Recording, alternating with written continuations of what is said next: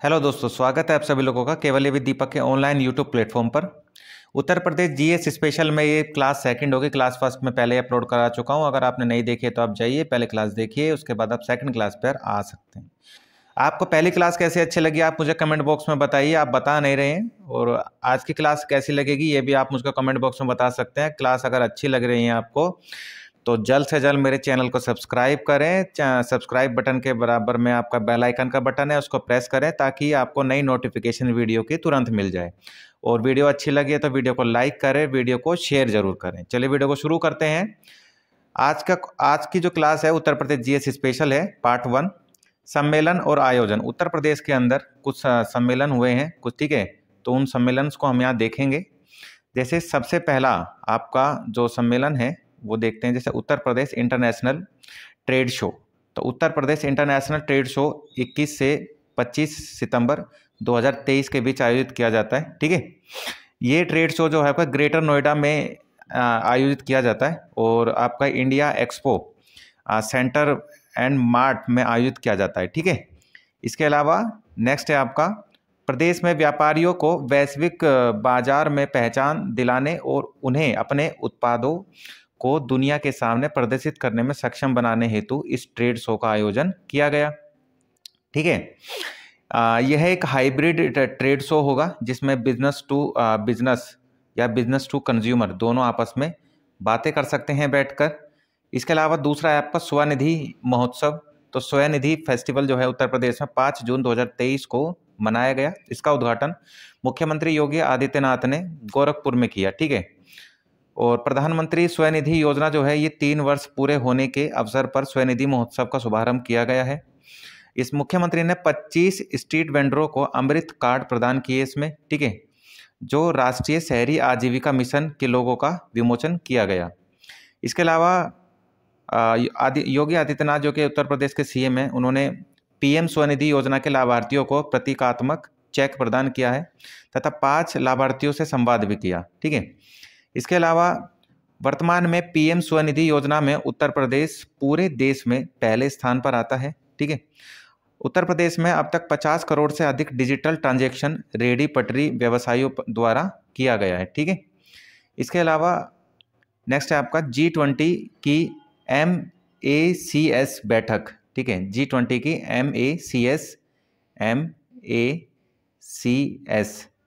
MACS बैठक, ठीक है।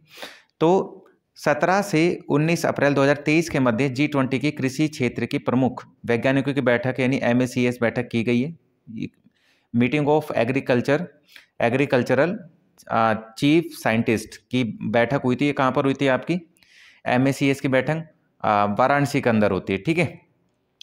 इसका उद्घाटन केंद्रीय नागरिक उड्डयन मंत्री और सड़क परिवहन राजमार्ग राज्य मंत्री जनरल सेवानिवृत्त डॉक्टर VK सिंह के द्वारा किया गया था इसको, ठीक है। इसके अलावा इस बैठक का आयोजन केंद्रीय कृषि व किसान कल्याण मंत्रालय के कृषि अनुसंधान और शिक्षा विभाग यानी डेयर द्वारा किया गया था, ठीक है। G20 के MACS की पहली बैठक वर्ष 2012 में कहाँ पर आयोजित की गई थी? मैक्सिको के अंदर आयोजित की गई थी। इसके बाद में नेक्स्ट है आपका राष्ट्रीय जलवायु सम्मेलन 2023। राष्ट्रीय जलवायु सम्मेलन 2023 राष्ट्रीय जलवायु सम्मेलन 2023 कहाँ पर आयोजित किया गया? लखनऊ के अंदर आयोजित किया गया। इस सम्मेलन का आयोजन पर्यावरण व वन जलवायु परिवर्तन मंत्रालय और भारत सरकार तथा उत्तर प्रदेश सरकार के पर्यावरण वन जलवायु परिवर्तन विभाग द्वारा संयुक्त रूप से आयोजित कराया गया, ठीक है। इसके अलावा 10 अप्रैल 2023 को केंद्रीय पर्यावरण और जलवायु परिवर्तन मंत्री भूपेंद्र यादव तथा उत्तर प्रदेश के मुख्यमंत्री योगी आदित्यनाथ ने सम्मेलन का क्या करा भाई? उद्घाटन करा। इसके बाद में नेक्स्ट है आपका रेशम कृषि मेला 2023। तो रेशम कृषि मेला 30 मार्च 2023 को मुख्यमंत्री योगी आदित्यनाथ ने गोरखपुर में योगीराज बाबा गंभीरनाथ प्रेक्षागृह एवं सांस्कृतिक केंद्र में रेशम कृषि मेला 2023 का उद्घाटन किया। तो कहाँ पर किया? गोरखपुर के अंदर, ठीक है। इस मेले का आयोजन केंद्रीय रेशम बोर्ड, वस्त्र मंत्रालय, भारत सरकार तथा उत्तर प्रदेश के रेशम निदेशालय द्वारा किया गया। प्रदेश में रेशम कारोबार के जो कारोबारी हैं उनको बढ़ावा देना है, और वाराणसी में सिल्क एक्सचेंज को भी इसके अंदर खोला गया। इसके बाद नेक्स्ट है आपका उत्तर प्रदेश वैश्विक निवेश शिखर सम्मेलन 2023, जो कि 10 से 12 फरवरी 2023 के मध्य उत्तर प्रदेश के वैश्विक निवेशक शिखर सम्मेलन 2023 का आयोजन कहाँ पर किया गया? लखनऊ के अंदर किया गया। इसका उद्घाटन जो है प्रधानमंत्री नरेंद्र मोदी जी द्वारा किया गया। यह उत्तर प्रदेश वैश्विक निवेशक शिखर सम्मेलन का दूसरा संस्करण था। ठीक है, ये सम्मेलन कौन सा था? ये दूसरा संस्करण था। समापन समारोह में राष्ट्रपति द्रौपदी मुर्मू भी शामिल हुई थी और इस सम्मेलन में लगभग 40 देशों ने भागीदारी करी थी। इसमें 10 भागीदार देश जो कि पार्टनर कंट्री भी हैं, जिसमें नीदरलैंड, डेनमार्क, सिंगापुर, जापान, दक्षिण कोरिया, ऑस्ट्रेलिया, इटली, संयुक्त अरब अमीरात, यूके और मॉरिशस। ठीक है, ये कंट्री थी। इसके अलावा नेक्स्ट की बात करें कालिंजर महोत्सव। कालिंजर महोत्सव 2023 कहाँ पर मनाया गया? तो कालिंजर महोत्सव 2023 जो है 17 फरवरी 2023 को मुख्यमंत्री योगी आदित्यनाथ ने इसका उद्घाटन किया और कहाँ पर किया? यूपी के बांदा जिले से। ठीक है, इस अवसर पर मुख्यमंत्री ने कालिंजर महोत्सव 2023 को राजकीय महोत्सव के रूप में मान्यता प्रदान करने की घोषणा भी कर दी है। इस महोत्सव का समापन 19 फरवरी 2023 को हुआ। छठा उत्तर प्रदेश दिवस समारोह 24 जनवरी 2023 को राज्यपाल आनंदीबेन पटेल, तो उत्तर प्रदेश के राज्यपाल कौन है? आनंदीबेन पटेल है। और मुख्यमंत्री योगी आदित्यनाथ ने उत्तर प्रदेश के 74वें स्थापना दिवस पर छठे उत्तर प्रदेश दिवस समारोह का शुभारंभ किया। उत्तर प्रदेश दिवस 2023 का मुख्य विषय क्या था? निवेश और रोजगार। ठीक है, पहली बार उत्तर प्रदेश दिवस का आयोजन 2018 में किया गया था और ये कौन सा है? ये छठा है आपका 2023 के अंदर। और उत्तर प्रदेश का पुराना नाम क्या है? आप मुझे कमेंट बॉक्स में बता सकते हैं। और उत्तर प्रदेश एक्चुअल में उत्तर प्रदेश कब बना, ये भी आप मुझे कमेंट बॉक्स में बता सकते हैं। ठीक है, नेक्स्ट है इंडिया फूड एक्सपो 2022। ये कहाँ पर मनाया गया? तो 2 से 4 नवंबर 2022 के मध्य कृषि आधारित एमएसएमई उद्यमी महासम्मेलन India food expo 2022 Indira Gandhi प्रतिष्ठान गोमती नगर लखनऊ में आयोजित किया गया। इसका आयोजन उद्यान व खाद्य प्रसंस्करण विभाग उत्तर प्रदेश के सहयोग से इंडियन इंडस्ट्रीज एसोसिएशन यानी IIA द्वारा किया गया था। नेक्स्ट है आपका दीपोत्सव 2022। ठीक है, ये दीपोत्सव जो है 6वां है यानी 7वां है। 23 अक्टूबर 2022 को प्रधानमंत्री नरेंद्र मोदी ने राम की पौड़ी यानी अयोध्या से दीपोत्सव 2022 के अवसर पर दीप प्रज्वलित किया। इसके अतिरिक्त प्रधानमंत्री ने भगवान श्री राम के प्रतीक के स्वरूप का राज्याभिषेक भी करा और दीपोत्सव में लगभग 15.76 लाख दीप जलाए गए और ये एक नया विश्व रिकॉर्ड भी बन गया है। ठीक है, और इसको Guinness world book of record में शामिल भी किया गया है। और 2022 सितंबर 2022 में लता मंगेशकर चौक का उद्घाटन किया गया है। तो एग्जाम में क्वेश्चन आ जाए लता मंगेशकर चौक भारत के कहाँ पर है? तो लता मंगेशकर चौक उत्तर प्रदेश का अयोध्या के अंदर है। ठीक है, इसके बाद में कुछ चर्चित व्यक्ति भी रहे हैं 2022-23 के अंदर, जैसे अंजना गुप्ता क्यों फेमस रही हैं भाई? तो मई 2023 में संपन्न हुए उत्तर प्रदेश नगर निकाय चुनावों में अलीगढ़ के वार्ड से अंजना गुप्ता ने 92% वोट हासिल करके पूरे प्रदेश में सबसे ज़्यादा वोट लाने का रिकॉर्ड बनाया है इन्होंने। ठीक है, इसके अलावा वह भाजपा से पार्षद पद की प्रत्याशी थी और उनके वार्ड में कुल 10,700 वोट थे, जिसमें से 5,078 वोट पड़े और अंजना को उसमें 4,714 मत मिले, यानी ये आपका लगभग 92.76% के आसपास बन जाता है। इसके बाद में देवेंद्र सिंह चौहान, ये क्यों फेमस हैं भाई? तो 3 मई 2023 को उत्तर प्रदेश के पूर्व पुलिस महानिदेशक DGP देवेंद्र सिंह चौहान को उत्तर प्रदेश क्रिकेट एसोसिएशन यानी UPCA के निदेशक पैनल में शामिल किया गया है। ठीक है, UPCA में पहली बार किसी प्रशासनिक अधिकारी को शामिल किया गया है। उन्हें राजीव शुक्ला के इस्तीफा देने के बाद रिक्त पड़े पद पर शामिल किया गया है। ठीक है, देवेंद्र सिंह चौहान को, जो कि एक्स DGP रहे हैं यूपी के। और इस अब UPCA में निदेशकों की संख्या कितनी हो गई? डायरेक्टर्स की 13 हो गई है। ठीक है, सौम्या मिश्रा क्यों फेमस है आपकी? सौम्या मिश्रा फेमस इसलिए हैं कि लखनऊ की सौम्या मिश्रा के निर्देशन में कनाडा के टोरंटो शहर में पहली बार मिलेट मेला और स्वराज स्वतंत्रता की गाथा का आयोजन किया गया। ठीक है, इसलिए ये फेमस हैं। इसके बाद में न्यायमूर्ति प्रीतिंकर दिवाकर, ये क्यों फेमस है भाई? न्यायमूर्ति प्रीतिंकर दिवाकर यू की फेमस है।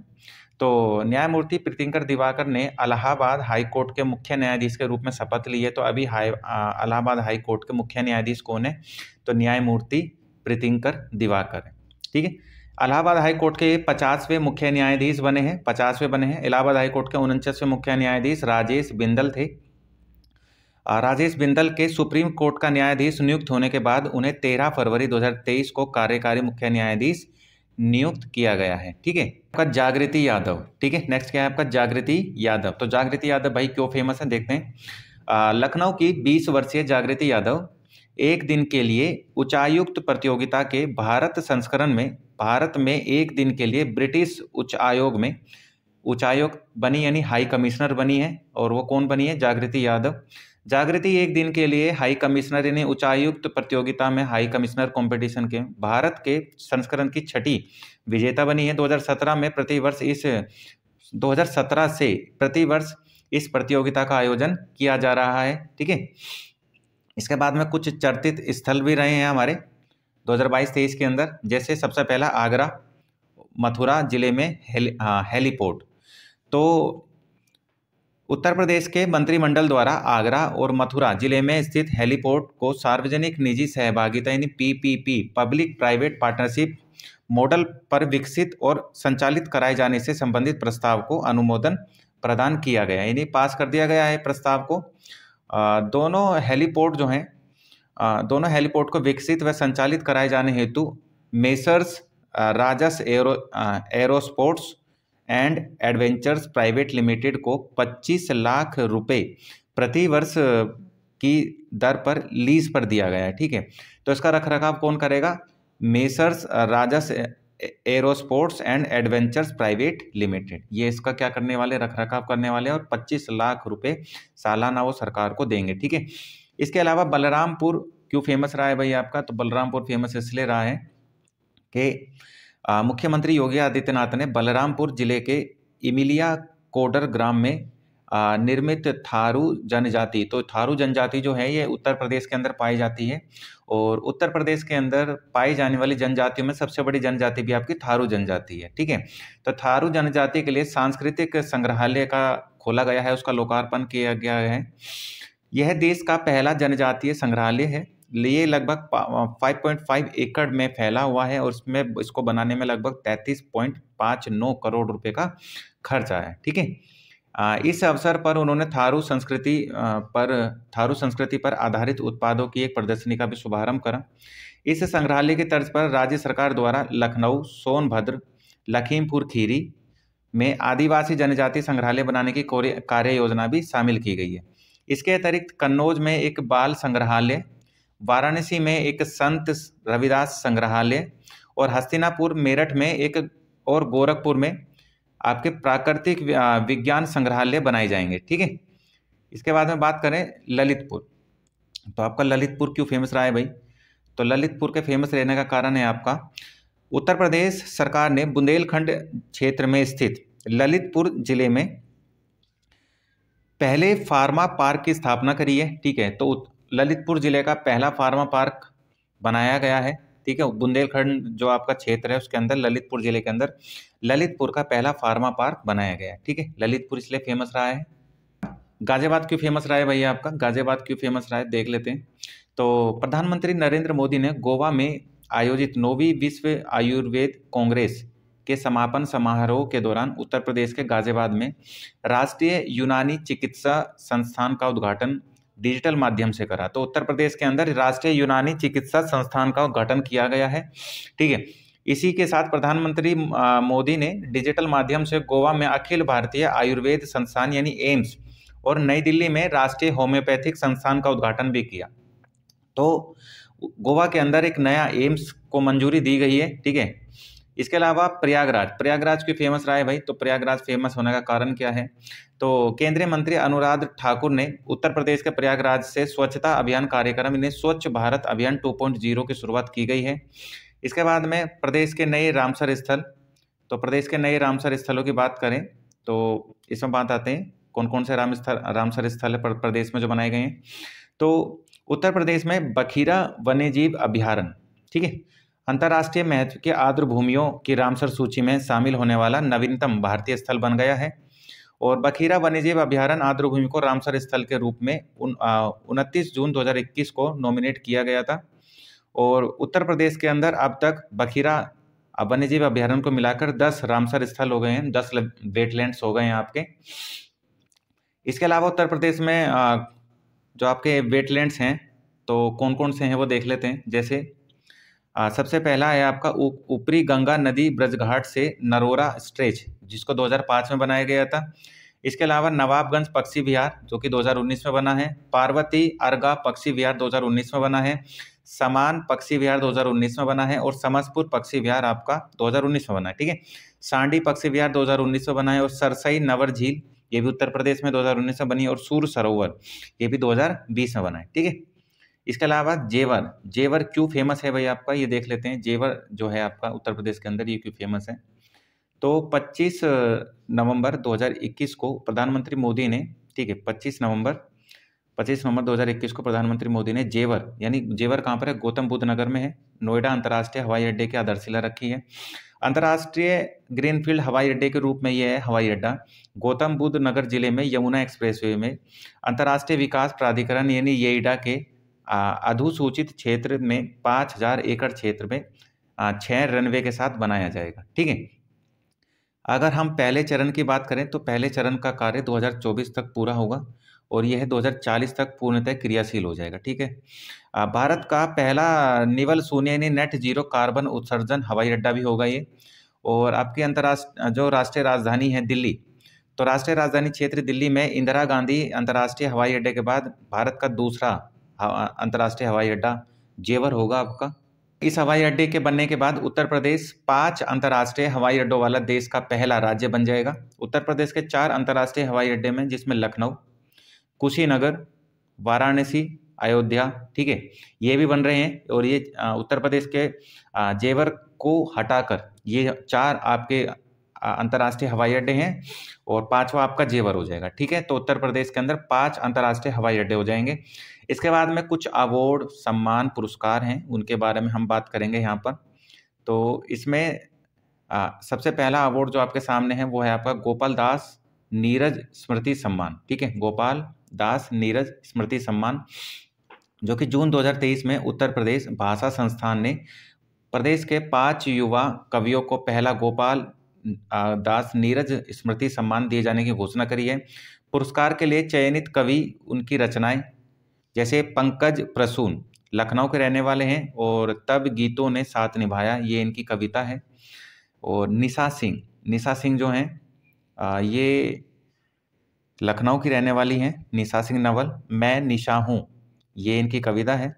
डॉक्टर प्रभांशु कुमार प्रयागराज के रहने वाले हैं। डॉक्टर प्रभांशु की कलम से काव्य संग्रह है।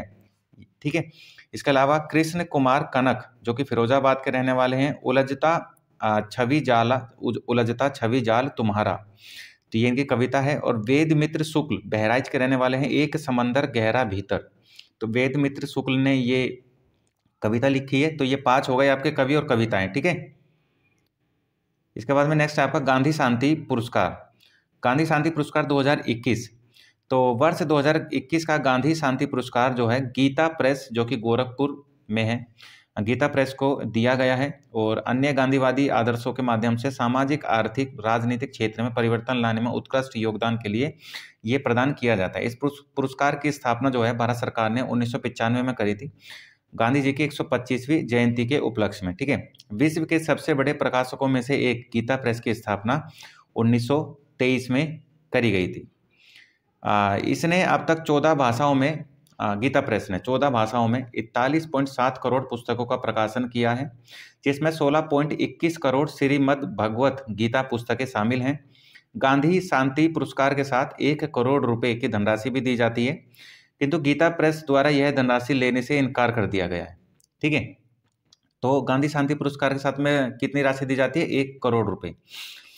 चौथे राष्ट्रीय जल पुरस्कार 2022 उत्तर प्रदेश की स्थिति के अनुसार, तो 17 जून 2023 को उपराष्ट्रपति जगदीप धनखड़ ने विज्ञान भवन नई दिल्ली में आयोजित एक पुरस्कार वितरण समारोह में चौथे राष्ट्रीय जल पुरस्कार प्रदान किए हैं। सर्वश्रेष्ठ राज्य की श्रेणी में मध्य प्रदेश पहले स्थान पर रहा है, उड़ीसा दूसरे स्थान पर रहा है और आंध्र प्रदेश तीसरे पे, बिहार और आंध्र प्रदेश दोनों तीसरे स्थान पर रहे हैं। इनको जो ग्रेडिंग्स मिला है।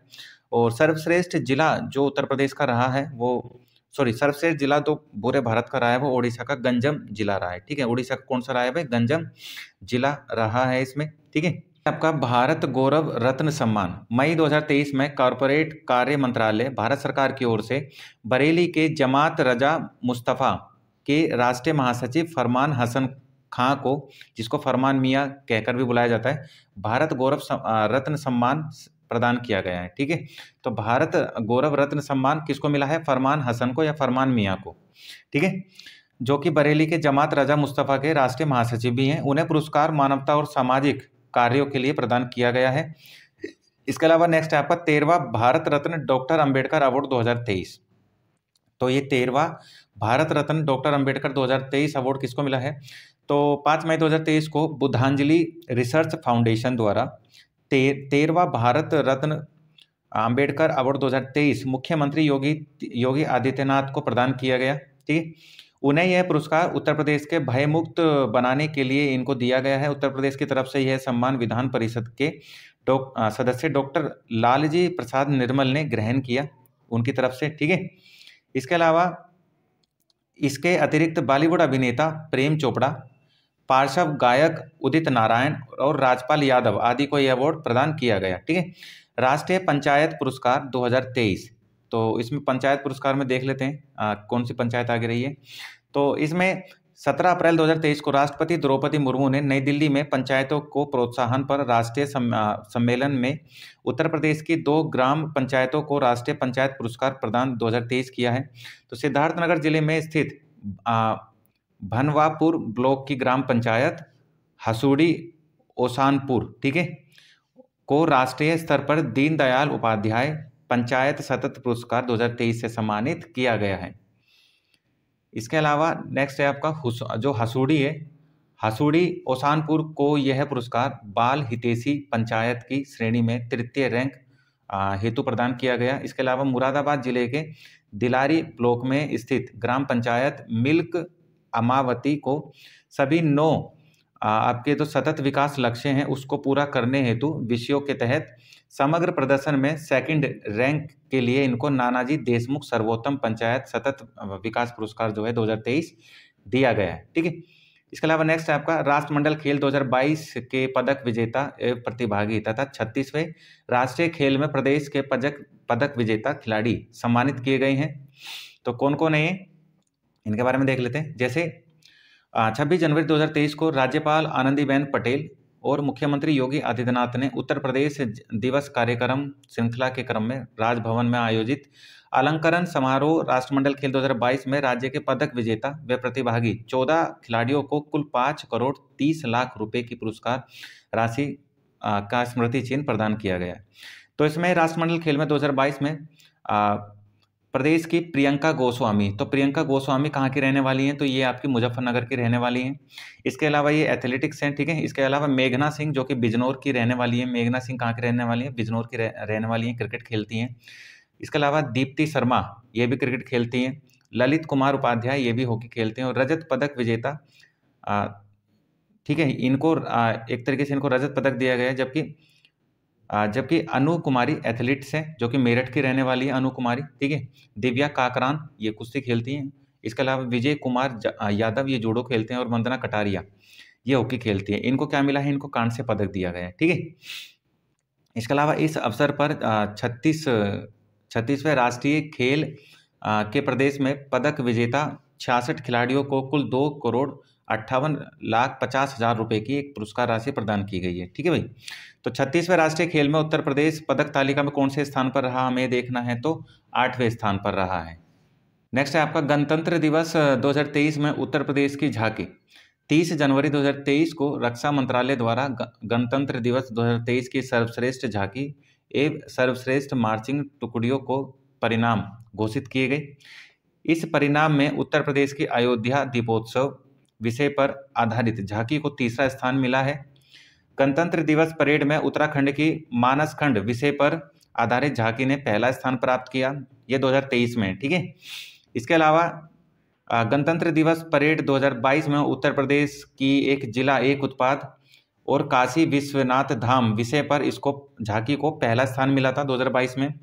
पद्म पुरस्कार की बात करें 2023 के अंदर उत्तर प्रदेश में, तो इसमें पद्म पुरस्कारों में जो मुलायम सिंह यादव है उनको मरणोपरांत पद्म विभूषण मिला है। पद्म श्री से बात करें तो 7 लोगों को, उत्तर प्रदेश के 7 लोगों को पद्म श्री मिला है, जिसमें राधा चरण गुप्ता, ठीक है, जिनको साहित्य और शिक्षा में, दिलशाद हुसैन कला में, अरविंद कुमार विज्ञान में और इंजीनियरिंग में, उमा शंकर पांडे सामाजिक कार्य में, मनोरंजन साहू चिकित्सा में, ऋत्विक सन्याल कला में, विश्वनाथ प्रसाद तिवारी साहित्य और शिक्षा में, ठीक है। इसके अलावा पद्म पुरस्कार 2022 में उत्तर प्रदेश, तो पद्म विभूषण से सम्मानित में राधे श्याम खेमका, जिनको पद्म विभूषण मिला था साहित्य और शिक्षा में, कल्याण सिंह लोक मामले में और मरणोपरांत मिला था इनको, ठीक है। पद्म भूषण से सम्मानित राशिद खान और जो आपके वशिष्ठ त्रिपाठी हैं शिक्षा और साहित्य में, इनको दिया गया था। इसके अलावा नेक्स्ट है आपका डिजिटल इंडिया अवार्ड 2022, तो इसमें 10 जनवरी 2023 को मुख्यमंत्री योगी आदित्यनाथ को भूतत्व एवं खनिकर्म विभाग की सचिव डॉक्टर रोशन जैकब ने डिजिटल इंडिया अवार्ड के तहत प्रदेश के माइन मित्रा पोर्टल को प्रदान किया है, ठीक है, माइन मित्रा पोर्टल को प्रदान किया है। इसके अलावा उत्तर प्रदेश संस्कृत संस्थान 2021, ठीक है, तो इसमें क्या है आपका 10 फरवरी 2023 को उत्तर प्रदेश का संस्कृत संस्थान लखनऊ ने वर्ष 2021 को पुरस्कारों की घोषणा करी है। 2021 के लिए प्रमुख प्रदत्त पुरस्कार इस प्रकार हैं, जैसे कि विश्व भारती पुरस्कार, इसमें लगभग 5 लाख रुपए का आपको इसमें अवार्ड दिया जाता है, जिसमें आपका हरिदत्त शर्मा जो कि प्रयागराज के रहने वाले हैं, वर्ष 2020 हेतु इनको पुरस्कार दिया गया है, और प्रोफेसर ओम प्रकाश पांडे जो कि लखनऊ के रहने वाले हैं, ठीक है। नेक्स्ट है आपका महर्षि व्यास पुरस्कार, जिसमें 2 लाख रुपए का अवार्ड दिया जाता है, 2,01,000 रुपये। डॉक्टर नवलता जो कि आपकी लखनऊ के रहने वाले हैं, उनको मिला है। महर्षि नारद पुरस्कार 1 लाख रुपए का अवार्ड दिया जाता है, धर्मत चतुर्वेदी को दिया गया है ये आपका। इसके अलावा नेक्स्ट है आपका वेद पंडित पुरस्कार, ठीक है, तो वेद पंडित पुरस्कार जो है ये डॉक्टर अमद मिश्रा जो कि बलिया के रहने वाले हैं, उनको मिला है। डॉक्टर शिव कुमार चौबे, अंकित तिवारी, इनको मिला है, ठीक है। ये इसमें 51,000 रुपये का एक अवार्ड पैसा जो है, एक राशि वो दी जाती है, ठीक है। इसके अलावा नेक्स्ट आपका सर सैयद उत्कृष्टता पुरस्कार 2022, तो सर सैयद उत्कृष्टता पुरस्कार 2022 के अंदर अलीगढ़ मुस्लिम विश्वविद्यालय द्वारा प्रसिद्ध अमेरिकी इतिहासकार प्रोफेसर डॉक्टर बारबरा मेटकाफ को सर सैयद उत्कृष्टता पुरस्कार अंतर्राष्ट्रीय पुरस्कार है 2022 से सम्मानित किया गया है। इसमें लगभग 2 लाख रुपए का एक सम्मानित राशि प्रदान की जाती है। नेक्स्ट है आपका उत्तर प्रदेश हिंदी संस्थान पुरस्कार 2021। अगस्त 2022 में उत्तर प्रदेश हिंदी संस्थान ने वर्ष 2021 के सम्मानों और पुरस्कारों की घोषणा कर दी है। तो भारत भारती सम्मान, इसमें 8 लाख रुपए का एक आपको अमाउंट दिया जाता है, और इस बार जो मिला है 2021 में ये डॉक्टर रमानाथ त्रिपाठी जो कि दिल्ली के रहने वाले हैं, उनको मिला है, ठीक है। और 2020 हेतु पुरस्कार पांडे शशि भूषण सितांशु अमृतसर को रहने वाले को दिया गया था। लोहिया साहित्य सम्मान, जिसमें 5 लाख रुपए का एक सम्मान दिया जाता है, अवार्ड दिया जाता है, ठीक है। अवार्ड के साथ में 5 लाख रुपए की एक राशि दी जाती है। ये बुद्धिनाथ मिश्र जो कि देहरादून उत्तराखंड के रहने वाले, उनको मिला है। हिंदी गौरव सम्मान, इसमें 5 लाख रुपए का एक अमाउंट दिया जाता है। डॉक्टर गिरिराज शरण अग्रवाल जो कि गुरुग्राम हरियाणा के रहने वाले हैं, उनको ये मिला है। इसके अलावा राष्ट्रीय पुरस्कार 2022, तो उसमें राष्ट्रीय शिक्षक पुरस्कार 2022 में किसे सम्मानित किया गया है, तो राष्ट्रपति द्रौपदी मुर्मू ने देवरिया जिले के शिक्षक खुर्शीद अहमद को राष्ट्रीय शिक्षक पुरस्कार 2022 से सम्मानित किया है। इस वर्ष देश भर के 46 शिक्षकों को राष्ट्रीय शिक्षक पुरस्कार के लिए चुना गया था, ठीक है। इसके अलावा नेक्स्ट है आपके कुछ विविध क्वेश्चन है इसके अंदर, जैसे विशेष संचारी रोग नियंत्रण अभियान 1 से 31 जुलाई 2023 के मध्य उत्तर प्रदेश के विशेष संचारी रोग नियंत्रण अभियान के नवीनतम चरण का आयोजन किया गया। इसके अंतर्गत 17 से 31 जुलाई 2023 के दौरान घर घर पर दस्तक अभियान संचालित हुआ। इसके अलावा नेक्स्ट है आपका भारत का पहला वैदिक थीम पार्क, ठीक है। तो भारत का पहला वैदिक थीम पार्क कहाँ पर आयोजित किया गया? 4 जुलाई 2023 को मुख्यमंत्री योगी आदित्यनाथ ने भारत के पहले वैदिक थीम पार्क का उद्घाटन किया। और ये कहाँ पर किया गया है? नोएडा के सेक्टर 78 में। ठीक है, इस पार्क को वेद वन पार्क के रूप में भी जाना जाएगा। ठीक है, यह जाना जाता है। इसका निर्माण 2021 में शुरू किया गया था, 2023 में बनकर रेडी हो गया आपका। इसमें वैदिक साहित्य में वर्णित आपका बरगद, कल्प वृक्ष और नारियल जैसे 50,000 से अधिक पौधे और वृक्ष लगाए गए हैं। इस पार्क की निर्माण लागत 27 करोड़ रुपए आई है। यह पार्क लेजर और साउंड शो के साथ साथ 4 वैदिक साहित्यिक कृतियों ऋग्वेद, यजुर्वेद, सामवेद और अथर्ववेद को पार्क के भित्ति चित्रों और मूर्तियों सहित कई प्रकार के आकर्षण के माध्यम से प्रदर्शित करता है। ठीक है, कौन सा है आपका? सेक्टर 78 में मिलेगा आपका नोएडा का। तो अगर आप दिल्ली के आसपास रहने वाले हैं तो आप ऐसी जगह घूमने जा सकते हैं और आपकी जो सनातन संस्कृति है उससे आप रूबरू हो सकते हैं। इसके बाद में नेक्स्ट है, यह पार्क 7 क्षेत्रों में विभाजित है। पहले प्रत्येक का नाम प्रसिद्ध वैदिक ऋषियों कश्यप, अगस्त्य, विश्वामित्र, वशिष्ठ, अत्रेय, ठीक है, अत्रेय, गौतम और भारद्वाज ऋषि के नाम पर रखा गया है। नेक्स्ट है आपका Indo Israel centre of excellence for fruit. ठीक है, तो उत्तर प्रदेश का जो एकीकृत बागवानी विकास मिशन योजना है उसके अंतर्गत कौशाम्बी जिले में Indo Israel centre for excellence for fruit की स्थापना की जा रही है।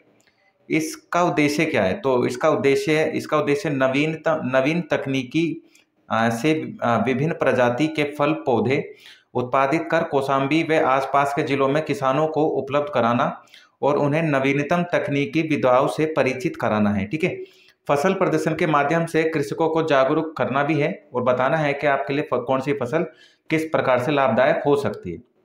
इसके बाद में नेक्स्ट है आपका पांचवा राज्य खाद्य सूचकांक 2022-23। ठीक है, तो इसमें उत्तर प्रदेश की क्या स्थिति है वो देखना है। तो 7 जून 2023 को केंद्रीय स्वास्थ्य और परिवार कल्याण मंत्री मनसुख मंडाविया, ठीक है, मनसुख मंडाविया कौन है? केंद्रीय स्वास्थ्य और परिवार कल्याण मंत्री हैं, ने 5वां राज्य खाद्य सूचकांक जारी किया है। इस सूचकांक में बड़े राज्यों की श्रेणी में उत्तर प्रदेश की कुल 52.5% अंक के साथ 5वें स्थान पर रहा है उत्तर प्रदेश। तो राज्य खाद्य सूचकांक में यूपी की स्थिति क्या है? तो 5वें स्थान पर है, जबकि केरल जो है वो 63 अंकों के साथ में पहले स्थान पर है और पंजाब जो है 57 अंकों के साथ में दूसरे स्थान पर रहा है। ठीक है, और यूपी कितने? 5वें नंबर पर है। इसके बाद में नेक्स्ट है आपका छोटे राज्यों की श्रेणी में जो गोवा है, गोवा और केंद्र शासित प्रदेशों में जम्मू कश्मीर ये पहले स्थान पर रहे हैं। उत्तर प्रदेश के नए हस्तशिल्प उत्पादों को जीआई टैग, ठीक है, तो उत्तर प्रदेश के जो कुछ उत्पाद हैं जो हाथों से बनाए जाते हैं उनको जीआई टैग मिला है। जीआई टैग एक ज्योग्राफिकल इंडिकेशन है जो विशेषली किसी भी रीजन से रिलेटेड कोई प्रोडक्ट होता है उसको कैटेगराइज करने के लिए दिया जाता है। तो मई जून 2023 में चेन्नई तमिलनाडु स्थित भौगोलिक संकेतक रजिस्ट्री द्वारा उत्तर प्रदेश के 7 नए हस्तशिल्प उत्पादों को भौगोलिक संकेत प्रदान किए गए हैं। ये कौन कौन से हैं वो देखते हैं हम। तो इसमें 7 आपके दिए गए हैं, जैसे अमरोहा ढोलक, ठीक है, कालपी हस्तनिर्मित कागज, बागपत होम फर्निशिंग, बाराबंकी का हथकरघा उत्पाद, महोबा का गोरा पत्थर हस्तशिल्प, मैनपुरी का तारकासी और संभल का सींग शिल्प ये शामिल हैं। बागपत होम फर्निशिंग, अमरोहा ढोलक, कालपी का हस्तनिर्मित कागज, बाराबंकी का हथकरघा उत्पाद को 14 जून 2023 को जीआई टैग मिला हुआ था। इसके अलावा महोबा गोरा पत्थर हस्तशिल्प, मैनपुरी तारकासी और संभल सिंह शिल्प को 1 मई 2023 को जीआई टैग मिला था। ठीक है, इसके अलावा गोरखपुर का जो आपका हैंडक्राफ्ट से आपका जो टॉयज बनाए जाते हैं, ठीक है, टेराकोटा टॉय, उनको भी जीआई टैग मिला हुआ है। तो टेराकोटा टॉय जो है ये आपके गोरखपुर में बनाए जाते हैं, इनको जीआई टैग मिला हुआ है। तो उत्तर प्रदेश के टोटल 54 ऐसे उत्पाद हैं जिनको जीआई टैग दिया जा चुका है अभी तक। ठीक है, इसके अलावा इससे पूर्व उत्तर प्रदेश के 11 नए उत्पादों को जीआई टैग दिए जाने की घोषणा की गई थी।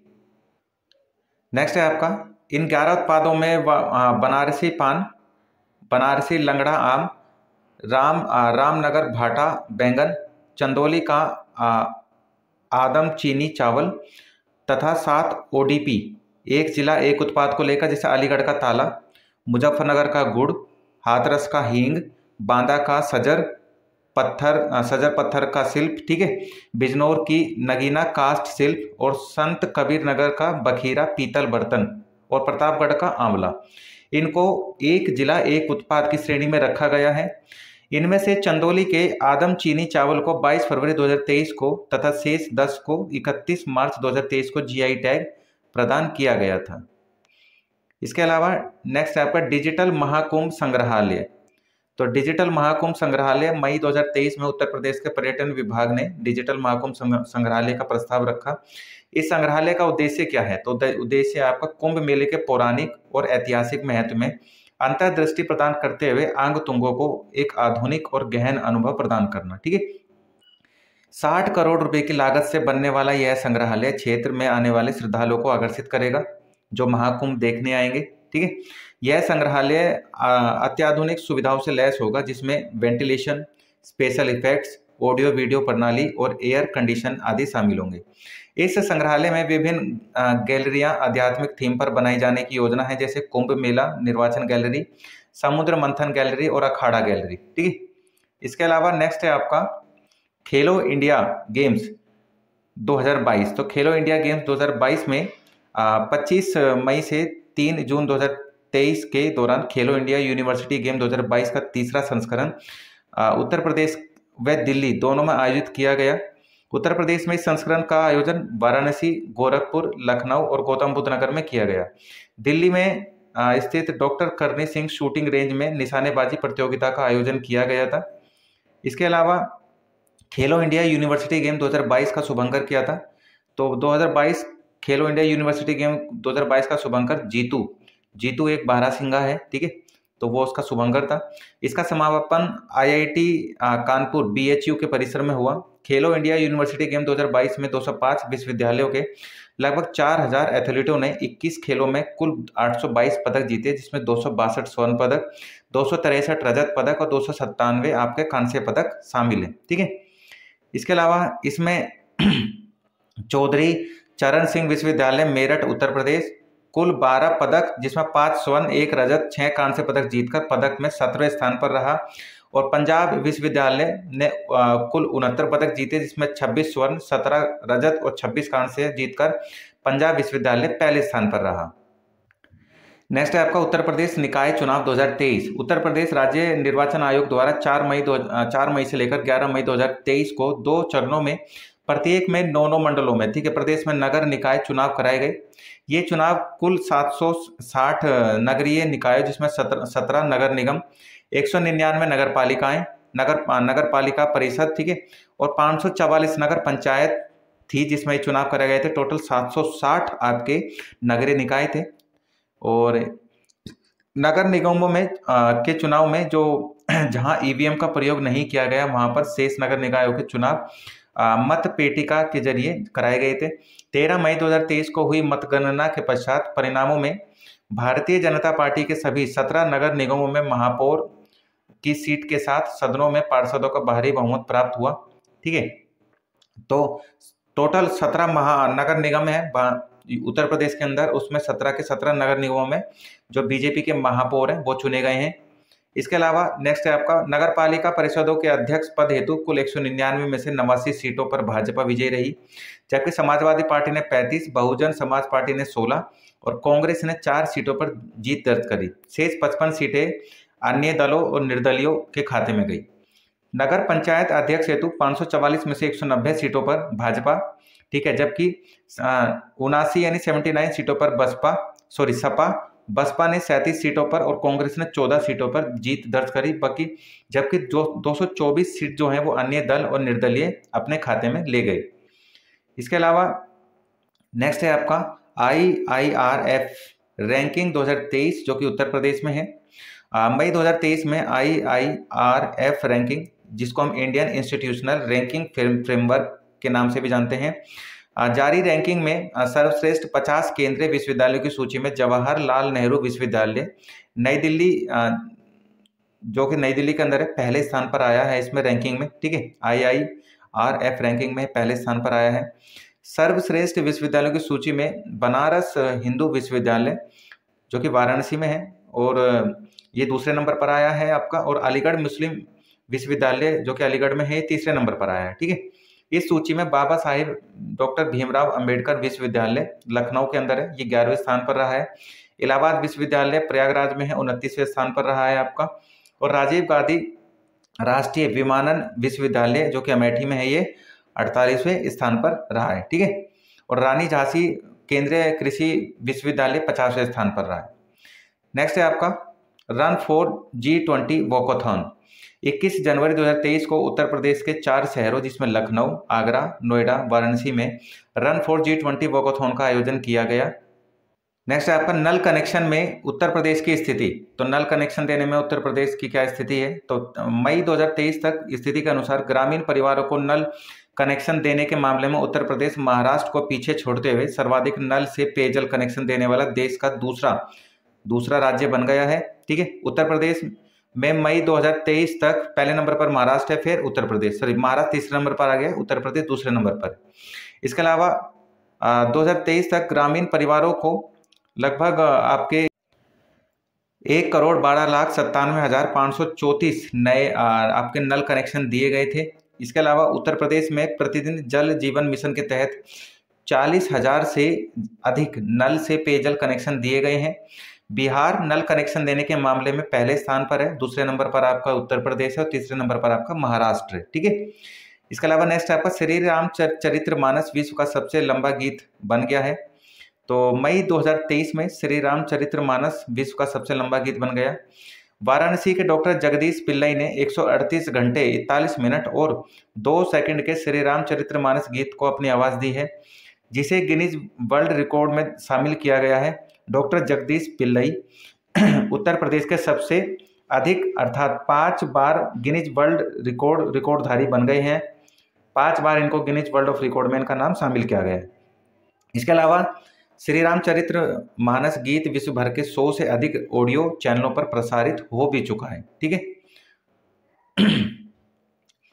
इसके अलावा नेक्स्ट है आपका पीएम मित्र मेगा टेक्सटाइल पार्क। ठीक है, पीएम मित्र मेगा टेक्सटाइल पार्क 18 अप्रैल 2023 को भारत सरकार और उत्तर प्रदेश सरकार के मध्य पीएम मेगा एकीकृत वस्त्र परिधान योजना के अंतर्गत पीएम मित्र मेगा टेक्सटाइल पार्क की स्थापना हेतु समझौता ज्ञापन पर हस्ताक्षर किए गए हैं। इस मेगा टेक्सटाइल पार्क की स्थापना लखनऊ हरदोई जनपदों के लगभग 1000 एकड़ के विस्तृत क्षेत्रों में की जाएगी।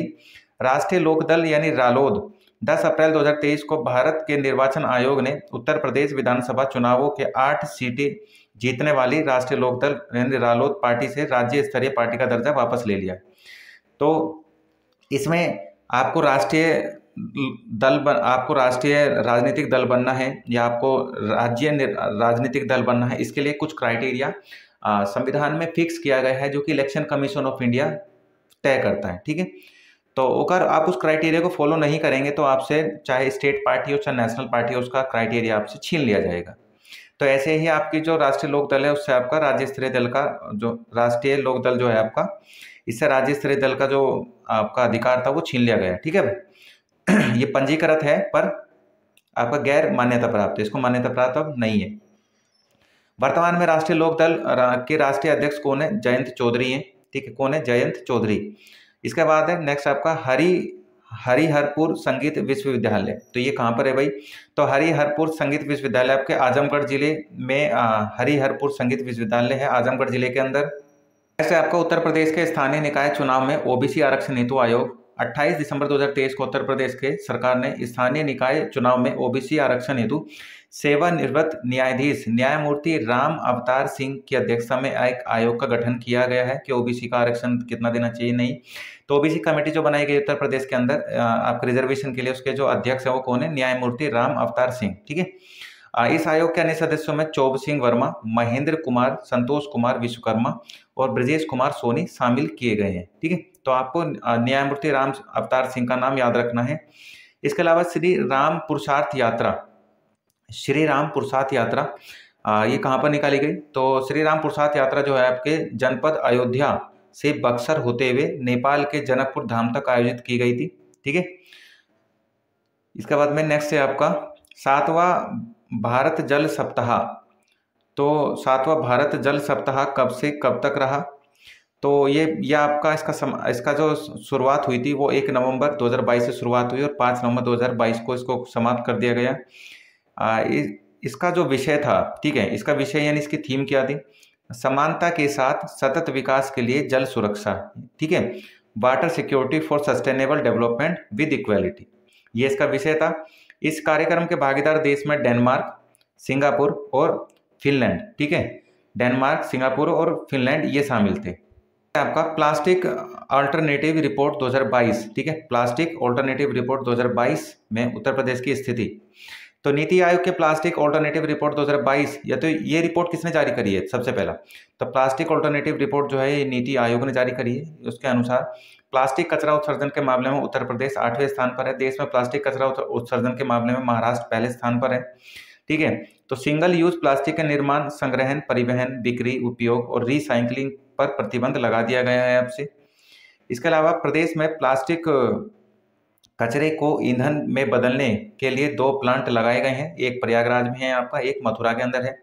प्लास्टिक अल्टरनेटिव रिपोर्ट 2022 में प्रति व्यक्ति कचरा निकालने के मामले में गोवा पहले स्थान पर रहा है, जबकि उत्तर प्रदेश 28वें स्थान पर है। एशिया की पहली पैथोजेन रिडक्शन मशीन, ठीक है, एशिया की पहली पैथोजेन रिडक्शन मशीन जो है, इसके बारे में देख लेते हैं। तो इस मशीन योगी आदित्यनाथ ने, मुख्यमंत्री योगी आदित्यनाथ ने लखनऊ में स्थित किंग जॉर्ज चिकित्सा विश्वविद्यालय में थेरेसिक सर्जरी विभाग व वेस्कुलर सर्जरी विभाग और ट्रांसफ्यूजन मेडिसिन विभाग में एशिया की पहली पैथोजन रिडक्शन मशीन का लोकार्पण किया है, यानी लखनऊ के अंदर। इस मशीन से प्लेटलेट्स और प्लाज्मा में प्रारंभिक दौर में हुए किसी भी प्रकार के संक्रमण को समाप्त किया जा सकता है और अंग प्रत्यारोपण तथा कमजोर इम्यूनिटी वाले मरीजों के लिए ये बहुत लाभदायक साबित होगी। नेक्स्ट है आपका पब्लिक अफेयर्स इंडेक्स 2022। इसमें उत्तर प्रदेश की क्या स्थिति है? तो 14 अक्टूबर 2022 को पब्लिक सेंटर फॉर वार्षिक रिपोर्ट पब्लिक अफेयर्स इंडेक्स 2022 का 7वां संस्करण प्रकाशित किया गया। इसमें जो उत्तर प्रदेश है वो 0.5201 के समग्र स्कोर के साथ में 12वें स्थान पर रहा है। और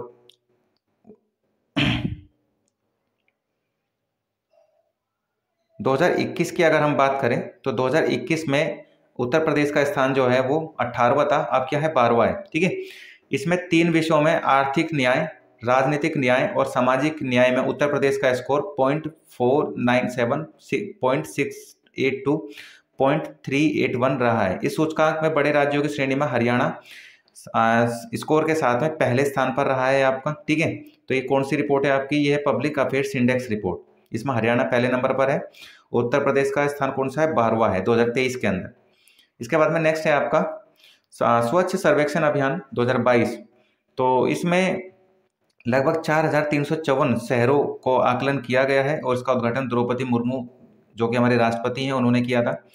और सर्वेक्षण में 1 लाख से 10 लाख जनसंख्या की श्रेणी वाले उत्तर प्रदेश के नोएडा को 5वें स्थान पर रखा गया है और 10 लाख से अधिक जनसंख्या श्रेणी में 20 शहरों में प्रदेश के 4 शहरों को स्थान मिला है, जिसमें गाजियाबाद, मेरठ जो कि 15वें नंबर पर है, गाजियाबाद 12वें नंबर पर है, प्रयागराज 16 नंबर पर है और लखनऊ आपका 17वें नंबर पर रखा गया है, ठीक है। इसके बाद में नेक्स्ट है आपका वाराणसी जो है आपकी, वाराणसी को 21वें स्थान पर, आगरे को 23वें स्थान पर और कानपुर को 29वें स्थान पर रखा गया। गंगा नगरों की 1 लाख से कम जनसंख्या श्रेणी में उत्तर प्रदेश 13 नगर शामिल किए गए हैं, जिसमें बिजनौर और कन्नौज पहले और दूसरे स्थान पर रहे हैं। गंगा नगरों की 1 लाख से अधिक जनसंख्या की श्रेणी में प्रदेश की कुल 7 नगर शामिल किए गए हैं, जिसमें वाराणसी और प्रयागराज को दूसरा और चौथा स्थान प्राप्त हुआ है, ठीक है। इसके अलावा नेक्स्ट है आपका स्वच्छ सर्वेक्षण ग्रामीण 2022। उत्तर प्रदेश की स्थिति क्या है इसमें? तो इसमें देश भर के 33 राज्यों और केंद्र शासित प्रदेशों को शामिल किया गया था, जिसमें उत्तर प्रदेश जो है वो 18वें स्थान पर रहा है, ठीक है। कौन से स्थान पर रहा है? 18वें स्थान पर। इसके अलावा नेक्स्ट है भारत पर्यटन सांख्यिकी 2022 की रिपोर्ट। इसमें उत्तर प्रदेश का क्या है? तो विश्व पर्यटन दिवस जो कि कब मनाया जाता है? 27 सितंबर को मनाया जाता है। इस अवसर पर उपराष्ट्रपति जगदीप धनखड़ ने भारत पर्यटन सांख्यिकी 2022 नामक रिपोर्ट पेश करी है। इसमें इस 2001 इसमें इस रिपोर्ट के अनुसार घरेलू पर्यटकों के लिए 2021 में 5 सर्वाधिक पसंदीदा स्थलों में उत्तर प्रदेश का ताजमहल, जो कि आगरा के अंदर है, सर्वाधिक पसंदीदा स्थल रहा है। ठीक है। नेक्स्ट है आपका राज्य परिवर्तन आयोग STC। तो 27 सितंबर 2022 को उत्तर प्रदेश मंत्रिमंडल ने राज्य योजना आयोग का पुनर्गठन करते हुए इसके स्थान पर नवीन संस्था राज्य परिवर्तन आयोग स्टेट ट्रांसफॉर्मेशन कमीशन के सृजन के प्रस्ताव को स्वीकृति प्रदान करी है। मुख्यमंत्री राज्य परिवर्तन आयोग के अध्यक्ष होंगे। ठीक है। इसके अलावा नेक्स्ट है आपका राज्य परिवर्तन आयोग के उपाध्यक्ष के रूप में प्रसिद्ध अनुभवी लोक प्रशासक, शिक्षाविद, विभिन्न क्षेत्रों के विशेषज्ञ मनोनयन मुख्यमंत्री करेंगे। ठीक है। इनको कौन करेंगे? जो आपके वाइस प्रेसिडेंट होंगे, मुख्यमंत्री करेंगे, जिसकी सदस्यता अवधि अधिकतम 3 वर्ष की होगी और जिसे विशेष परिस्थितियों में 2 वर्ष तक बढ़ाया भी जा सकता है। यह आयोग जो होगा आपका राज्य योजना आयोग जो है आपका, यह आयोग थिंक टैंक के रूप में कार्य करेगा राज्य के लिए। ठीक है। और विचार विमर्श के बाद में नीतियां बनाएगा। इसके अलावा नेक्स्ट है आपका उत्तर प्रदेश का पहला तैरता हुआ सोलर पार्क। तो सोलर संयंत्र कौन सा है आपका तैरता हुआ? तो औरैया जिले के दिबियापुर में NTPC द्वारा स्थापित 20 मेगावाट के तैरते सोलर संयंत्र से बिजली उत्पादन शुरू हुआ है। तो यहाँ पर कहां पर स्टैब्लिश किया गया है? औरैया जिले के दिबियापुर में। ठीक है। नेक्स्ट है आपका उत्तर प्रदेश इको टूरिज्म विकास बोर्ड। तो 16 अगस्त 2022 को उत्तर प्रदेश मंत्रिमंडल ने उत्तर प्रदेश इको टूरिज्म विकास बोर्ड गठन और विनियमन को अनुमोदित किया है। इस बोर्ड का मुख्यालय लखनऊ में होगा और इस बोर्ड के अध्यक्ष कौन होंगे? आपके मुख्यमंत्री होंगे। ठीक है। अध्यक्ष कौन होंगे इसके? इको टूरिज्म विकास बोर्ड के मुख्यमंत्री। नेक्स्ट है आपका कुकरेल नाइट सफारी पार्क। तो ये कुकरेल नाइट सफारी पार्क कहाँ पर है? तो ये लखनऊ जिले के अंदर स्थित है कुकरेल नाइट सफारी पार्क। ठीक है। और इसकी स्थापना की मंजूरी मिल गई है कि आपकी स्टेट कैबिनेट से। ये जो पार्क है ये 2027.4 हेक्टेयर क्षेत्र में फैला होगा। लगभग 350 एकड़ में नाइट सफारी की स्थापना की जाएगी और 150 एकड़ में प्राणी उद्यान। ठीक है। जो इनोवेशन जो आपका इंडेक्स होता है उसमें किया जाएगा। इसके बाद में नेक्स्ट आपका भारत नवाचार सूचकांक यानी इनोवेशन इंडेक्स 2021। तो इसमें उत्तर प्रदेश की क्या स्थिति है? तो नीति आयोग ने भारत नवाचार सूचकांक 2021 का तीसरा संस्करण जारी करा है। इस सूचकांक में बड़े राज्यों की श्रेणी में उत्तर प्रदेश 7वें नंबर पर रहा है। ठीक है। इसके अलावा पिछले साल इसका स्थान 9वां था, इस बार 7वां रहा है। इसके अलावा नेक्स्ट की बात करें, इस इनेबलर्स घटक के संदर्भ में राज्यों में उत्तर प्रदेश 11वें स्थान पर रहा, जबकि प्रदर्शन घटक के मामले में उत्तर प्रदेश 5वें स्थान पर रहा। और पहले स्थान पर कौन रहा? तो पहले स्थान पर रहा आपका इनोवेशन इंडेक्स में कर्नाटका। ठीक है। पहले स्थान पर कौन है? कर्नाटका। और लास्ट टाइम कौन था? केरल था। आपका सरयू रिवर फ्रंट।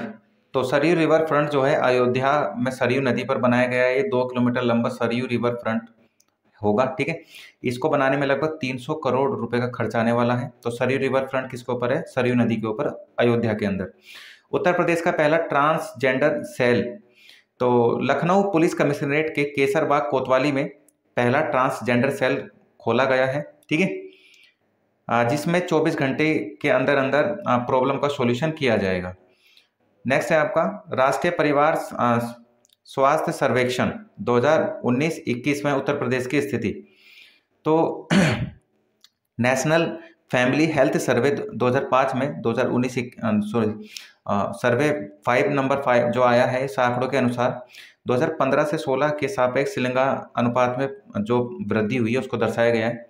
इसमें 1000 पुरुषों के ऊपर 995 महिलाएं हैं। ठीक है। और 2019-21 के अंदर महिलाओं का जो बढ़कर रेशो है वो 1017 हो गया है। इसके अलावा नेक्स्ट है आपका उत्तर प्रदेश का बजट। ठीक है। उत्तर प्रदेश का बजट हमें देखना है, जो कि 2023-2024 का बजट होगा। तो इसकी बात करें तो फरवरी 2023 को उत्तर प्रदेश सरकार ने वित्त मंत्री सुरेश कुमार खन्ना द्वारा वित्तीय वर्ष 2023 के लिए, तो उत्तर प्रदेश के वित्त मंत्री कौन है? सुरेश कुमार खन्ना है। इन्होंने 2023-24 का बजट पेश किया और बजट की लागत क्या है आपकी? 69,242 करोड़। ठीक है। 69,242 करोड़ का आपका बजट रहा है उत्तर प्रदेश का। तो अगर आपसे पूछ लिया जाए उत्तर प्रदेश का बजट कितना रहा तो आप बताएंगे 69,242 करोड़ का। ठीक है।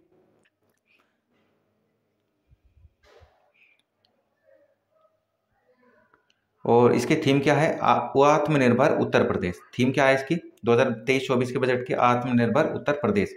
तो राज्य बजट 2023-24 में लगभग आपका 32,721.96 करोड़ रुपए की नई योजनाएं सम्मिलित की गई हैं।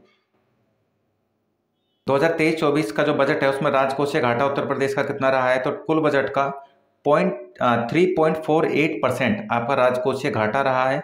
और राजकोषीय घाटा जो है 84,813.16 करोड़ रुपए, 16 करोड़ रुपए का रहा है। ठीक है, तो टोटल परसेंटेज में कितना रहा है आपका? 3.48 करोड़। तो आपको इतना याद रखना है। 2023-24 में बजट में कुछ घोषणाएं की गई हैं, तो घोषणाएं हम देख लेते हैं। जैसे राज्य की उपलब्धियां, तो उत्तर प्रदेश देश की सर्वाधिक जनसंख्या यानी 24 करोड़ जनसंख्या वाला राज्य है, जो देश की जीडीपी का लगभग 8% से अधिक का जीडीपी अपने पास में रखता है। और उत्तर प्रदेश देश का सबसे बड़ा उपभोक्ता व श्रम बाजार भी है। इसके अलावा नेक्स्ट की बात करें तो नेक्स्ट है आपका वर्ष 2021-22 में राज्य के सकल घरेलू उत्पाद में 16.8% की वृद्धि दर्ज की गई है। देश की वृद्धि दर से ये अधिक है। ठीक है, वित्तीय वर्ष 2023-24 के लिए राज्य की जीडीपी वृद्धि दर 19% अनुमानित है। 2017 से पूर्व राज्य की बेरोजगारी दर 14.14% थी, वर्तमान में घटकर कितनी रह गई है? ये आपकी 4.2% रह गई है।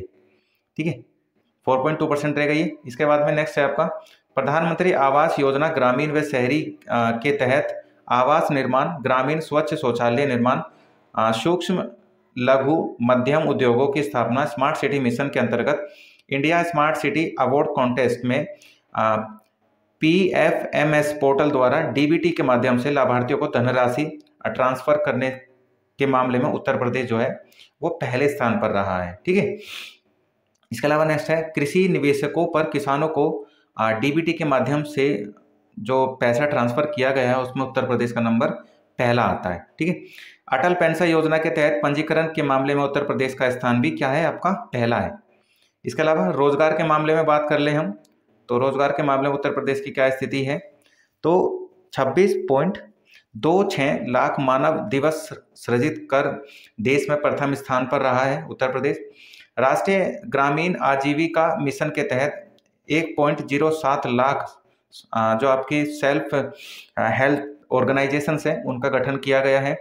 इसके अलावा MSME अधिनियम 2020 के माध्यम से इकाइयों को 1000 दिवस तक किसी भी विभाग में निरीक्षण से छूट दी गई है। और एक जनपद एक उत्पाद वित्त पोषण के तहत लगभग 1.35 लाख से अधिक व्यक्तियों को रोजगार दिया गया है। ठीक है, एक जिला एक उत्पाद से। इसके अलावा वित्त वर्ष 2023-24 में वस्त्र उद्योग में लगभग 40,000 रोजगार देने का जो लक्ष्य है उसको पूरा किया गया है। इसके अलावा नेक्स्ट है आपका नागरिक उड्डयन के मामले में, तो उत्तर प्रदेश में 3 अंतर्राष्ट्रीय एयरपोर्ट क्रियाशील हैं जो कि बनाए जा रहे हैं, जिसमें जेवर अयोध्या अंतर्राष्ट्रीय एयरपोर्ट निर्माणाधीन है। वर्तमान में 9 एयरपोर्ट क्रियाशील है उत्तर प्रदेश के अंदर। 80 गंतव्य स्थानों पर एयर सर्विसेज उपलब्ध है। आने वाले वर्षों में 5 अंतर्राष्ट्रीय और 16 घरेलू एयरपोर्ट, कुल मिलाकर 21 एयरपोर्ट रेडी होंगे उत्तर प्रदेश के अंदर। आवास और शहरी के मामले में अगर उत्तर प्रदेश की स्थिति देखें तो वित्त वर्ष 2023-24 में कानपुर मेट्रो रेल परियोजना 585 करोड़ रुपए का बजट का प्रावधान है। आगरा मेट्रो रेल के लिए 465 करोड़ और मुख्यमंत्री विस्तारीकरण नई शहर प्रोत्साहन योजना हेतु 3,000 करोड़ दिए गए हैं। ठीक है, इसके अलावा नगर विकास अमृत योजना के तहत जलापूर्ति और सीवरेज की कुल परियोजनाएं 282 तथा लागत 11,156 करोड़ रुपए है। प्रधानमंत्री आवासीय शहरी योजना के तहत 2017 से लगभग 17.62 लाख मकानों की स्वीकृति प्रदान की गई है। प्रधानमंत्री आवास योजना के तहत लाभार्थी आधारित व्यक्तिगत आवास निर्माण हेतु लगभग 27,748 करोड़ रुपए डीबीटी के माध्यम से दिए गए हैं। इसके अलावा महाकुंभ मेले की बात करें तो महाकुंभ मेला जो कि आपका 2025 में लगने वाला है, 2022-23 में प्रावधानित 621.55 करोड़ रुपए के सापेक्ष आगामी बजट में 2,500 करोड़ रुपए का व्यवस्था प्रस्तावित की गई है। इसके अलावा नेक्स्ट की बात कर रहे हैं तो आपका ग्राम्य विकास में क्या क्या उपलब्धि हासिल करी उत्तर प्रदेश ने, तो प्रधानमंत्री आवास योजना ग्रामीण हेतु 9,000 करोड़ रुपए दिए गए हैं। प्रधानमंत्री ग्राम सड़क योजना के लिए 5,966 करोड़ रुपए दिए गए हैं। मुख्यमंत्री आवास योजना के तहत 1203 करोड़ रुपए, श्यामा प्रसाद मुखर्जी रूर्बन मिशन के तहत 87.49 करोड़ रुपए दिए गए हैं। इसके अलावा पंचायती राज की बात करें तो पंचायती राज के मामले में स्वच्छ भारत मिशन ग्रामीण हेतु 2023-24 में 2288 करोड़ रुपए दिए गए हैं। राष्ट्रीय ग्राम स्वराज अभियान योजना हेतु 622 करोड़ रुपए और कृषि की समग्र नवीनतम तकनीक से प्रशिक्षित करने हेतु एक नवोन्मेषी कार्यक्रम द मिलियन फार्मर्स स्कूल का आयोजन पूरे देश में किया गया है। वर्ष 2023-24 में 17,000 किसान पाठशालाओं का आयोजन भी प्रस्तावित है। ठीक है, इसके अलावा राष्ट्रीय विकास हेतु 984 करोड़ रुपए दिए गए हैं। नेशनल क्रॉप इंश्योरेंस हेतु 753 करोड़ रुपए। उत्तर प्रदेश मिलेट्स पुनरुद्धार कार्यक्रम के क्रियान्वयन हेतु 55 करोड़ रुपए दिए गए हैं। ठीक है, मिलेट पुनरुद्धार हेतु पंडित दीनदयाल उपाध्याय किसान समृद्धि योजना के लिए 102 करोड़ रुपए दिए गए हैं और आत्मनिर्भर कृषक समन्वित योजना के तहत 100 करोड़ रुपए का आपको एक अमाउंट पेश किया गया है। नेक्स्ट है आपका प्रधानमंत्री किसान सम्मान निधि योजना के तहत वित्तीय वर्ष 2022-23 में नवंबर 2022 तक डीबीटी के माध्यम से 12 किस्तों में 51,639 करोड़ रुपए का भुगतान किया गया। कृषकों के निजी नलकूपों को रियायती दरों पर विद्युत आपूर्ति हेतु 1950 करोड़ रुपए की व्यवस्था की गई। National mission for sustainable agricultural योजना हेतु 631 करोड़ रुपए दिए गए थे। इसके अलावा national mission on natural farming के तहत आपको गंगा नदी से जुड़े 26 जनपद शामिल हैं और योजना हेतु इसमें 113 करोड़ रुपए दिए गए हैं। ठीक है, इसके अलावा दुग्ध विकास की बात करें तो डेयरी फार्मिंग में क्या प्रोग्रेस हासिल किया उत्तर प्रदेश ने, तो भारत विश्व में सर्वाधिक दुग्ध उत्पादक देश है और उत्तर प्रदेश देश में सर्वाधिक दूध उत्पादक राज्य है 2020-21 के मामलों के अनुसार। नवीनतम आंकड़ों के अनुसार 2021-22 में दुग्ध उत्पादन के मामले में उत्तर प्रदेश का स्थान राजस्थान के बाद दूसरा आ गया है। राजस्थान पहले नंबर पर है और 2020-21 में पहले स्थान पर था। नंद बाबा दुग्ध मिशन के क्रियान्वयन हेतु 2023-24 में 61 करोड़ रुपए दिए गए हैं। इसके अलावा नेक्स्ट है आपका हथकरघा वस्त्र उद्योग। ठीक है, तो कृषि क्षेत्र के बाद सर्वाधिक रोजगार उपलब्ध कराने वाला हथकरघा उद्योग एक विकेंद्रीकृत कुटीर उद्योग है। भारत में या भारत के अंदर सबसे ज्यादा जो एम्प्लॉयमेंट जनरेट करता है वो एग्रीकल्चर करता है और सेकंड नंबर पर आपका हथकरघा उद्योग है। ठीक है, वस्त्र उद्योग है आपका। राज्य ने लगभग 1.91 लाख हथकरघा बुनकर और 80,000 हथकरघे देखने को मिलते हैं। इसके अलावा बेसिक व माध्यमिक शिक्षा में क्या प्रोग्रेस करी है उत्तर प्रदेश ने, तो समग्र शिक्षा अभियान हेतु लगभग आपका 20,255 करोड़ रुपए दिए गए हैं, जिसमें माध्यमिक शिक्षा में 1,003 करोड़ रुपए दिए गए हैं इसके अंदर। और ऑपरेशन कायाकल्प जो है ये आपका एजुकेशन से रिलेटेड है। और ऑपरेशन कायाकल्प इसमें आपका जो स्मार्ट आपके जो विद्यालय हैं उनको स्मार्ट बनाना है, इसके लिए 1,000 करोड़ रुपए की व्यवस्था की गई है। इसके अलावा नेक्स्ट आपका केंद्र सरकार की सहायता से पीएम श्री विश्वविद्यालय यानी प्रधानमंत्री स्कूल फॉर राइजिंग इंडिया नामक योजना के क्रियान्वयन हेतु 510 करोड़ रुपए, जिसको माध्यमिक शिक्षा बोर्ड में 500 करोड़ रुपए दिए गए। ग्राम पंचायत एवं वार्ड स्तर पर नई योजनाएं, डिजिटल लाइब्रेरी की स्थापना हेतु 300 करोड़ रुपए और माध्यमिक शिक्षा के तहत भी 300 करोड़ रुपए दिए गए। ठीक है, ग्राम स्तर पर। इसके अलावा राजकीय माध्यमिक विद्यालयों में प्रोजेक्ट अलंकार जो है माध्यमिक विद्यालयों के अंदर है, इसमें 500 करोड़ रुपए दिए गए हैं। नेक्स्ट है आपका कौशल विकास मिशन के अंतर्गत प्रशिक्षण कार्यक्रम हेतु 150 करोड़ रुपए की व्यवस्था की गई। उत्तर प्रदेश में 2022 में 24.87 करोड़ रुपए से अधिक पर्यटक आए हैं और भारतीय पर्यटकों की संख्या 24.83 करोड़, विदेशी पर्यटकों की संख्या लगभग 4.10 लाख करोड़ से अधिक की रही है। ठीक है, इसके अलावा नेक्स्ट है आपका महात्मा गांधी पेंशन योजना। तो महात्मा गांधी पेंशन योजना में प्रत्येक पात्र निर्माण श्रमिक को जो कि 60 वर्ष की आयु पूरी कर चुका है, तो पूर्ववर्ती कम से कम 10 वर्षों तक लगातार लाभार्थी के रूप में सदस्य बना रहना जरूरी होता है। अगर वो आपका सदस्य है तो उसको प्रति माह लगभग 1,000 रुपये की पेंशन मिलेगी और उसके जीवित रहने तक उसके स्वयं और उसकी मृत्यु के पश्चात उसकी पत्नी व उसके पति को दिए जाने का प्रावधान है और इसमें कोई कम या ज़्यादा नहीं है, 1,000 ही मिलेगा। ठीक है, चाहे मृत्यु हो जाए तब भी 1,000, अगर नहीं है डिपेंडेंट अगर मृत्यु हो गई तो डिपेंडेंट को 1,000 और नहीं हुई है तो उसको मिलता रहेगा। उत्तर प्रदेश के कृषकों की दुर्घटना वश मृत्यु दिव्यांगता स्थिति में मुख्यमंत्री कृषक दुर्घटना कल्याण योजना 14 सितंबर 2019 से लागू हुई है। इस योजना के अंतर्गत कृषक की परिभाषा का विस्तार किया गया है। योजना के अंतर्गत दुर्घटना वश मृत्यु दिव्यांगता की दशा में 5 लाख रुपए दिए जाएंगे। योजना हेतु 750 करोड़ रुपए का बजट जो है पेश किया गया है। इसके अलावा नेक्स्ट है आपका मातृत्व शिशु एवं बालिका मदद योजना। तो इसमें क्या प्रावधान है? तो मातृत्व शिशु एवं बालिका मदद योजना के अंतर्गत पंजीकृत महिला श्रमिक के संस्थागत प्रसव की दशा में निर्धारित 3 माह के न्यूनतम वेतन की समतुल्य धनराशि और 1,000 रुपये का चिकित्सक बोनस व पंजीकृत पुरुष कामगारों की पत्नियों को 6,000 रुपये एकमुश्त दिए जाने का प्रावधान रखा गया है। अधिकतम 2 नवजात शिशुओं के पौष्टिक आहार हेतु लड़का पैदा होने पर 20,000 रुपये और लड़की पैदा होने पर 25,000 रुपये बतौर 18 वर्ष के लिए भुगतान किया जाएगा। ठीक है। नेक्स्ट है आपका जन्म से दिव्यांग बालिकाओं को 50,000 रुपये बतौर सावधि जमा जो 18 वर्ष के लिए होगा और भुगतान किए जाने का प्रावधान होगा इसमें। निर्माण कामगार मृत्यु व दिव्यांगता सहायता योजना। ठीक है। तो निर्माण कामगार की मृत्यु विकलांगता सहायता व अक्षमता पेंशन योजना निर्माण कामगार अंत्येष्टि सहायता योजना को एकीकृत करते हुए नई योजना निर्माण कामगार मृत्यु दिव्यांगता सहायता योजना कर ठीक है सहायता योजना कर दिया गया है।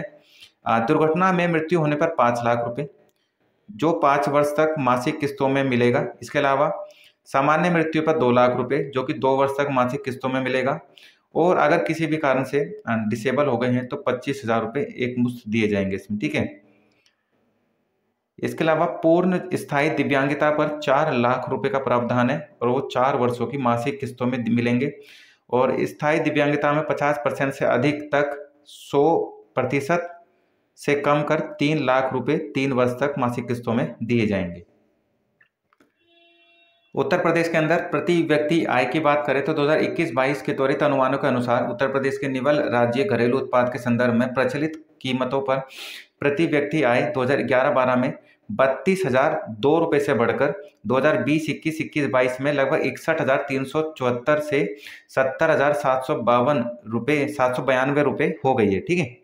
और पूरे देश की अगर हम आय की बात करें तो लगभग 97 से 98 हज़ार रुपये 97 से आपका 98,000 जो रुपए है उसके बीच आपके प्रति व्यक्ति आए हैं आज की डेट में। इसके अलावा ये सालाना काउंट होती है, ये महीना काउंट नहीं होती, सालाना काउंट होती है। स्थायी कीमतों में 2011-12 पर प्रति व्यक्ति आए 2011-12 में 32,002 रुपये थी जो बढ़कर कितनी हो गई अब 2021-22 में ये हो गई आपकी 42,525 रुपये। ये स्थायी कीमतों में हुई है। ठीक है। इसके अलावा नेक्स्ट आपका बैंकिंग और संस्थागत सुविधाएं उत्तर प्रदेश के अंदर किस तरीके से चल रही हैं। तो इसमें प्रदेश में बैंकिंग नेटवर्क 2021 में औसतन आउटलेट प्रति 2.19 वर्ग किलोमीटर से बढ़कर लगभग औसतन 1.33 वर्ग किलोमीटर हो गया है। ठीक है। इसके अलावा प्रधानमंत्री सुरक्षा बीमा योजना के अंतर्गत मार्च 2022 तक 3.75 करोड़ पंजीकरण के साथ उत्तर प्रदेश का देश में प्रथम स्थान रहा है। ठीक है। प्रधानमंत्री सुरक्षा बीमा योजना जो आपकी एक योजना है उसमें उत्तर प्रदेश में सबसे ज़्यादा पंजीकृत लाभार्थी हैं। इसके अलावा हाँ वो बात अलग है कि योजना का लाभ जो है वो मैक्सिमम लोग नहीं ले पाते हैं जिस तरीके का क्राइटेरिया के अंदर फिक्स किया गया है। भारत सरकार द्वारा 2016 में स्टैंड अप इंडिया योजना का शुभारंभ किया गया है। इस योजना में उत्तर प्रदेश देश में प्रथम स्थान पर रहा है। स्टैंड अप इंडिया में प्रधानमंत्री जन धन जो योजना है उसमें जो खोले गए खाते हैं उसके संदर्भ में जो आपका उत्तर प्रदेश है इसके अंदर सबसे ज़्यादा खाते खोले गए हैं। ऑल ओवर इंडिया की बात करें तो पीएम जन धन जो स्कीम है उसके अंदर लगभग अभी तक आपके 50 करोड़ के आसपास तक जो खाते हैं ना 50 करोड़ तक के खाते अभी तक खोले जा चुके हैं। ठीक है। इसके बाद में नेक्स्ट है आपका वन और पर्यावरण। तो वन और पर्यावरण के अंदर उत्तर प्रदेश की क्या स्थिति है। तो प्रदेश में वनावरण और वृक्षारोपण वृक्षावरण और वनावरण का कुल क्षेत्रफल 22,239 वर्ग किलोमीटर है, जो कुल भौगोलिक क्षेत्रफल लगभग 2,40,928 वर्ग किलोमीटर के सापेक्ष 9.23% के आसपास का रहा है। ठीक है, 9.23% के आसपास है टोटल एरिया का उत्तर प्रदेश का। ठीक है, इसके अलावा नेक्स्ट है आपका पशुधन, दुग्ध विकास एवं मत्स्य पालन। पशुधन, दुग्ध विकास और मत्स्य पालन। तो प्रदेश में 20वीं पशु गणना वर्ष 2019 के अनुसार कुल 692.20 लाख पशुधन है उत्तर प्रदेश के अंदर। इसमें कुक्कुट को छोड़कर पशुधन में प्रदेश का देश में प्रथम स्थान है, पहला स्थान है पशुओं के मामले में अगर देखा जाए तो। ठीक है, इसके अलावा अगर हम दुधारू पशुओं की इसमें बात करें, जो दूध देने वाले पशु हैं, तो उसमें उत्तर प्रदेश की क्या रैंकिंग है। तो इसमें दुधारू गोवंशीय महिष वंशीय पशुओं में दुधारू पशुओं की संख्या जो है उत्तर प्रदेश में सबसे ज़्यादा है ऑल ओवर इंडिया की अगर हम बात करें तो। इसके अलावा सूक्ष्म लघु और मध्यम उद्योगों की स्थापना उत्तर प्रदेश के अंदर। तो भारत सरकार द्वारा सूक्ष्म लघु और मध्यम मंत्रालय द्वारा सूक्ष्म लघु और मध्यम विकास अधिनियम 2006 में परिवर्तन कर उद्योग और आधार मेमोरेंडम व्यवस्था 2015 में लागू की गई थी, जिसे पुनर्परिवर्तित कर उद्यम रजिस्ट्रीकरण दिनांक 26 जून 2020 के भारत के राजपत्र, ठीक है, राजपत्र द्वारा प्रकाशित किया गया है। और इसमें अभी जो MSME है आपका, उसके अलग अलग क्राइटेरिया फिक्स कर दिया गया है। अलग अलग आपका जैसे सूक्ष्म उद्योग है तो वो 1 करोड़ से अधिक का नहीं हो सकता है, उसको सूक्ष्म उद्योग की कैटेगरी में रखा जाएगा जो 1 करोड़ या उससे कम का है। जो लघु उद्योग है वो 10 करोड़ या उससे कम में होगा तो उसको लघु उद्योग बोला जाएगा। ठीक है, और इसके अलावा नेक्स्ट है आपका मध्यम उद्योग, जो कि आपका 50 करोड़ या उससे कम का है, तो उसको रखा जाएगा। उससे अधिक को आपका नहीं आएगा मध्यम उद्योग में। तो आपका जो लघु जो आपके उद्योग का रखा गया है इसमें सूक्ष्म लघु और मध्यम यानी MSME सेक्टर, मीडियम स्मॉल, और आपका जो मार्केट एंटरप्राइजेस है MSME सेक्टर, ठीक है, माइक्रो मीडियम और आपका जो स्मॉल है उसके अंदर रखा गया है। तो इसमें आपका क्राइटेरिया 1 करोड़, 10 करोड़ और 50 करोड़ का है। तो ये वीडियो पार्ट सेकंड थी। पार्ट फर्स्ट मैं पहले अपलोड कर चुका हूँ, पार्ट सेकंड आप ये वीडियो देख रहे हैं। वीडियो आपको कैसी लगी आप मुझे कमेंट बॉक्स में बता सकते हैं। और अब आपका आएगा पार्ट थर्ड। ठीक है, तो वीडियो अच्छी लगे तो चैनल को सब्सक्राइब करें, वीडियो को लाइक करें, वीडियो को शेयर करें।